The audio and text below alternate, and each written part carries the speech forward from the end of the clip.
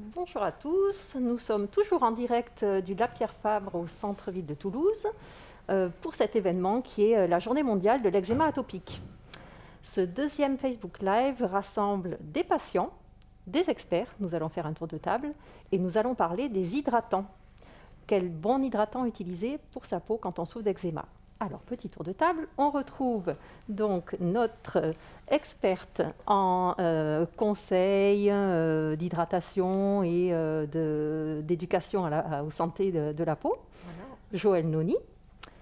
Ensuite, Xavier, oui, patient. Tout à fait. Oui. Eczéma atopique depuis tout petit. Et donc, voilà, toujours à chercher les bonnes crèmes. Merci d'être là. Camille. Bonjour, donc moi je suis aussi patiente. Et à côté, je me suis formée au coaching santé pour avoir une vision beaucoup plus holistique sur la santé parce qu'à force d'eczéma et de maladies, on se questionne sur qu'est-ce qui se passe dans notre corps. Parfait. Vincent. Moi je suis pharmacien d'officine et j'ai travaille avec la Fondation depuis 2 ou 3 ans. Enchantée de te retrouver. Martine. Moi je suis dermatologue et je me suis spécialisée en dermato-allergologie. Voilà. Très bien, donc nous allons entamer ce deuxième live avec une question pour le docteur Martine Avenel-Audran. Est-ce que vous pouvez nous rappeler le rôle de l'émollient? À quoi sert-il? Alors il faut peut-être d'abord définir le mot émollient, qui vient du latin emolire, qui veut dire assouplir, adoucir. Et le rôle de l'émollient va être d'adoucir la peau. Donc on sait qu'une peau douce, c'est une peau qui est bien hydratée. Or, vous savez que dans l'eczéma atopique, la peau est génétiquement fragilisée. Elle est sèche, ce qui occasionne des tiraillements, un inconfort. Elle est aussi plus perméable à la fois aux allergènes de l'environnement et aux irritants. Et puis, de ce fait, elle s'enflamme plus facilement et elle s'infecte aussi plus facilement. Donc, le rôle de l'émollient va être de reconstruire cette barrière cutanée et de redonner à la peau sa fonction d'enveloppe protectrice de barrière. Donc comment l'émollient apporte ce qui lui manque, c'est-à-dire de l'eau, des corps gras, et ça va reconstituer ce qu'on appelle le film hydrolipidique, cette crème naturelle qui assure cette fonction barrière. Alors, c'est très important, effectivement, pour l'atopique d'appliquer quotidiennement un émollient qui va rendre sa peau plus douce, plus confortable, qui va aussi lui permettre de se défendre mieux contre les agents extérieurs et qui a aussi l'avantage d'espacer les poussées d'eczéma. Alors, il faut tout de même faire attention lors des poussées d'eczéma et d'éviter d'appliquer l'émollient sur une peau qui est siège d'eczéma et en particulier s'il y a des coupures parce que ça peut être mal toléré, ça peut occasionner des picotements. Voilà, donc c'est important d'appliquer régulièrement son émollient. Quand la peau est irritée, qu'il y a de l'eczéma, on le voit sur le schéma, ce n'est plus l'émollient qu'il faut appliquer, mais les dermocorticoïdes qui sont le vrai traitement de l'eczéma. Alors Vincent, à la pharmacie, c'est vrai qu'on retrouve différentes textures pour les émollients. Et on a préparé sur cet atelier, sur nos petites planches, les différentes textures pour vous montrer la différence. Est-ce que vous pouvez nous donner quelques différences, quelques définitions peut-être? Bien sûr, l'émollient, c'est d'abord une forme galénique. Martine le disait très bien, c'est de l'eau et de l'huile. Donc il y a 2 sortes d'émollients, les huiles d'en haut et les hauts dans l'huile. Donc on voit les quantités d'eau et d'huile changent en fonction de la forme pharmaceutique. L'huile, qui est la première forme, la moins hydratante. Est-ce que je peux tester peut-être? Là. Allez, je vais mettre sur le bras. Qui est juste une phase huileuse, qui adoucit, qui assouplit, qui adoucit, mais qui hydrate peu. Qui reste en surface. Qui reste en surface.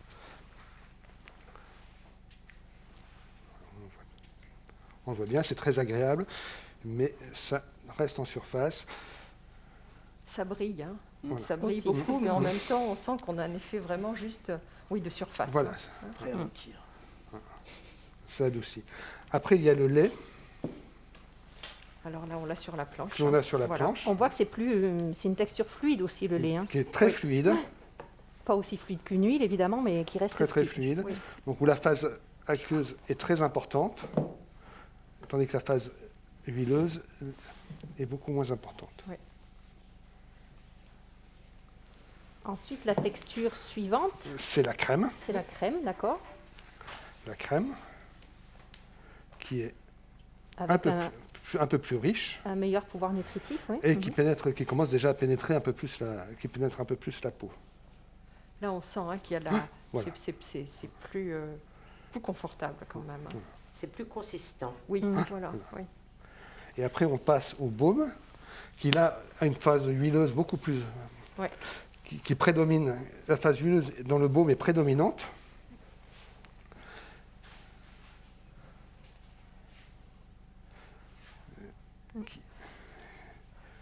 Qui est beaucoup plus riche. Oui, là, on sent vraiment que c'est. Enfin, moi, je dis souvent que c'est comme un vêtement de peau. Voilà, ouais, c'est une. On sent qu'on a vraiment cette Ça adoucit réellement. Hein. Voilà, voilà.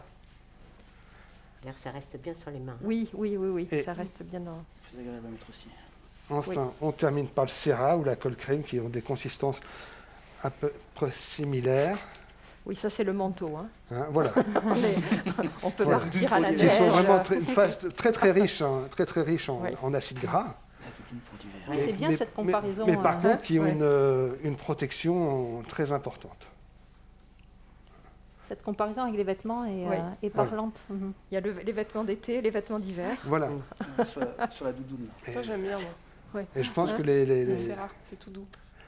les patients, en fonction des zones à traiter, peuvent très bien utiliser une huile sur une certaine zone et utiliser un Serra sur une autre. Et je pense que c'est à la carte, c'est au patient de décider lui-même Oui, c'est sûr. de la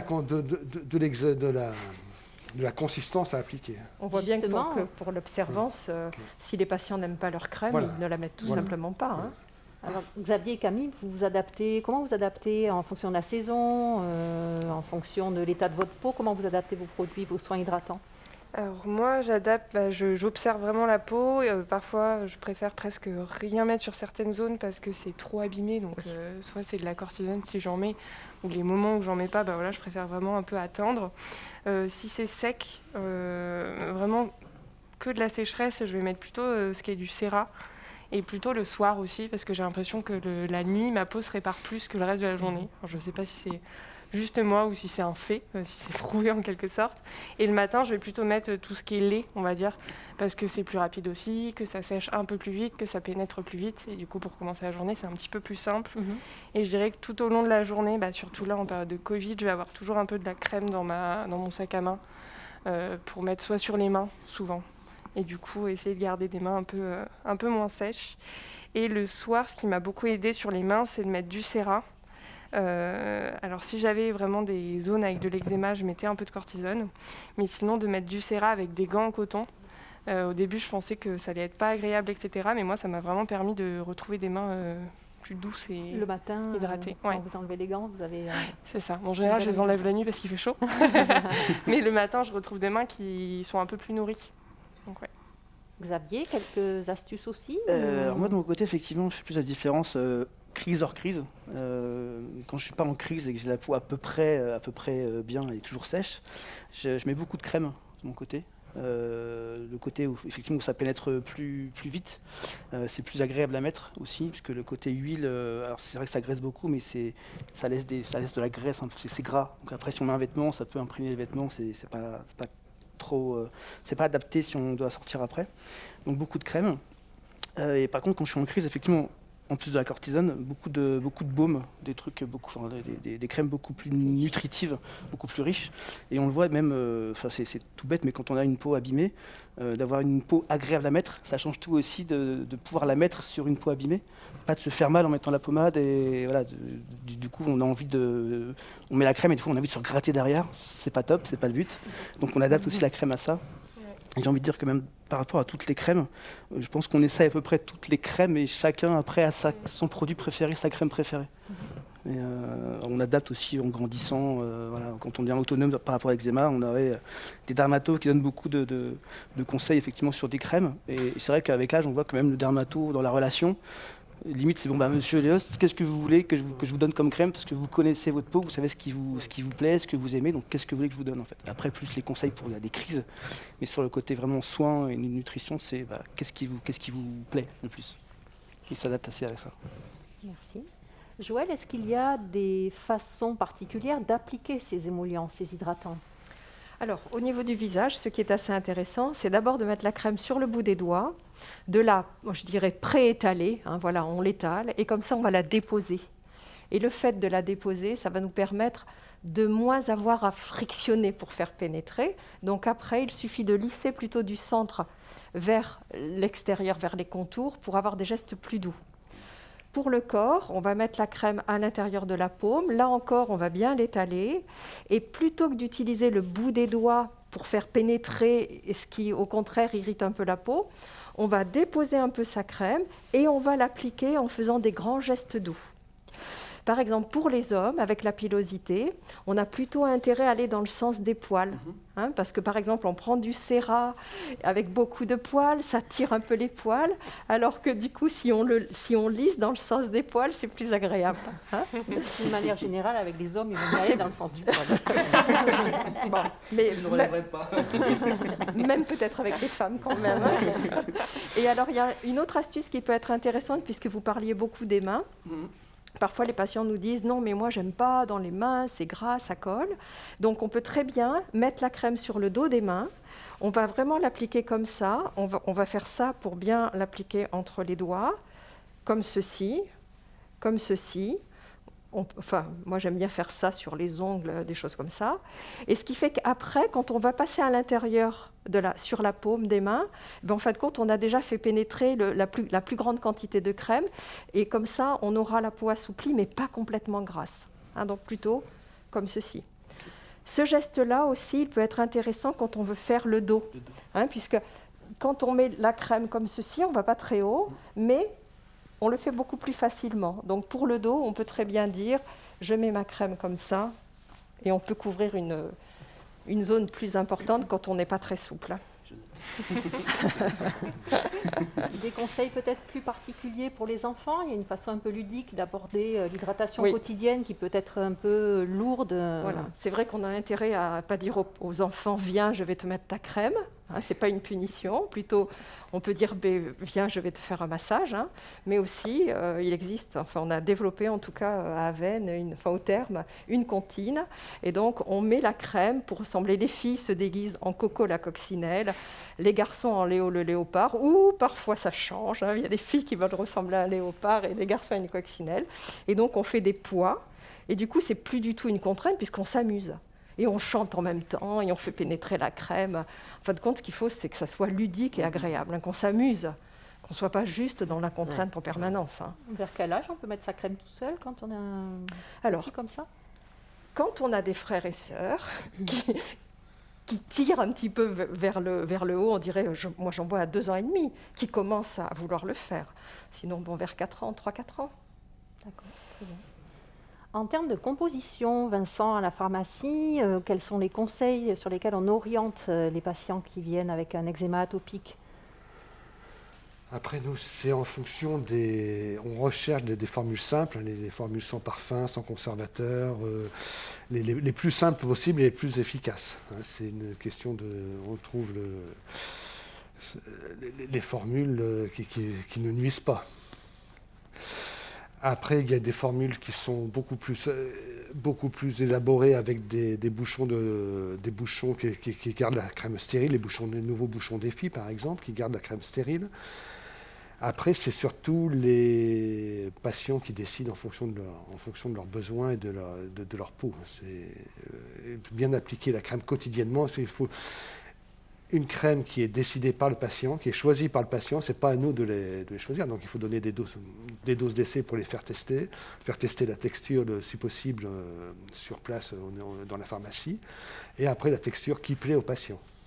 Si un patient est soulagé avec un Cera qu'on pensait lui donner une crème, pourquoi ne pas lui donner le Cera alors que c'est le Cera qu'il désire?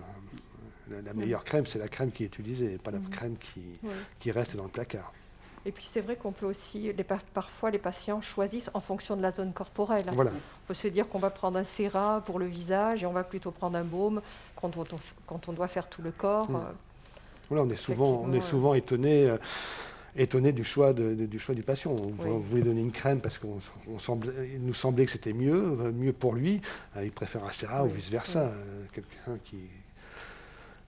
C'est le patient qui choisit. qui a la peau très lésée, préfère une crème parce que c'est plus léger, c'est plus agréable, préfère en mettre plus souvent qu'un sérum en mettre 2 fois par jour.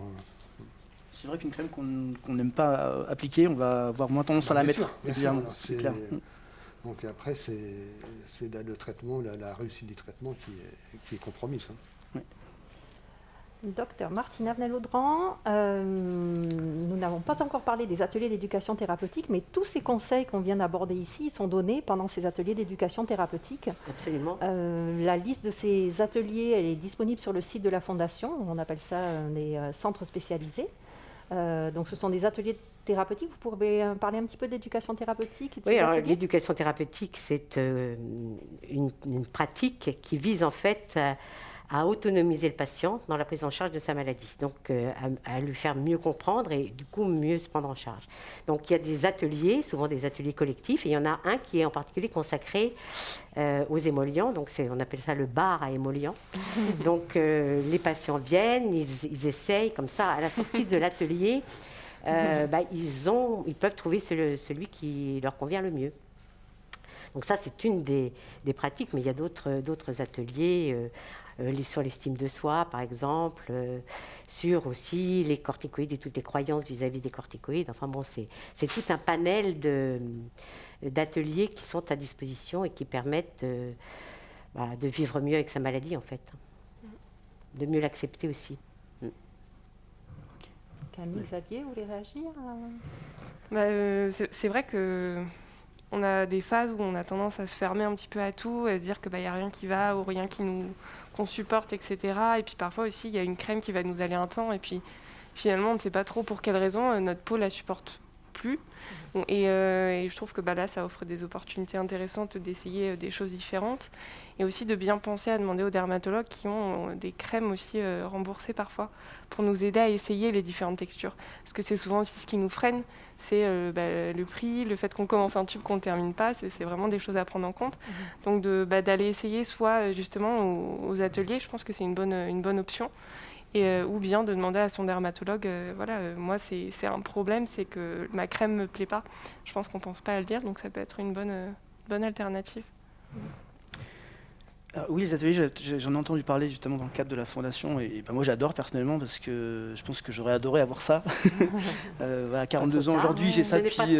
tout à fait, mais, du coup c'est vrai que ça a manqué, je pense aussi, alors je pense à la fois au malade qui va prendre en main sa maladie et devenir autonome et savoir pourquoi il a ça et comment bien se soigner. Je pense aussi, je prends mon cas, aux mamans qui ont des petits-enfants qui ne sont pas encore autonomes, qui savent pas, qui sont un peu... à l'époque, la mienne était un peu perdue et je pense que ces ateliers seront top pour aider toutes ces, à la fois le malade et les accompagnants à mieux comprendre la maladie. Ça concerne aussi les parents des nourrissons, en fait. Je trouve ça très à intéressant. partir de 5-6 ans, on peut commencer à faire des ateliers d'enfants. Mais quand ils sont tout petits, on fait ça avec les parents, bien entendu. Ouais, je pense que ma mère aurait adoré voir ça à l'époque. On montre justement comment appliquer la crème, comment traiter les poussées, pas avoir peur des corticoïdes. Et on y apprend beaucoup de choses, beaucoup d'astuces notamment. Et on y apprend aussi des astuces pour ne pas se gratter, mais ça sera le sujet de cet après-midi. Tout à fait, merci pour cette transition. Donc on se retrouve cet après-midi pour d'autres ateliers en Facebook Live. N'oubliez pas d'aller lancer chaque lien pour vous connecter sur le bon atelier. N'oubliez pas aussi, vous avez la possibilité d'envoyer vos questions. On y répondra sur une dernière session en fin de journée, 18h30 à 19h. Nous allons répondre à toutes les questions de la journée pendant ce moment-là, avec tous ceux qui sont autour de la table. Et puis peut-être que nous, en attendant, on va se faire des petits cocktails d'émollients, c'est ça ? Pour les chips. Merci, à tout à l'heure. Merci.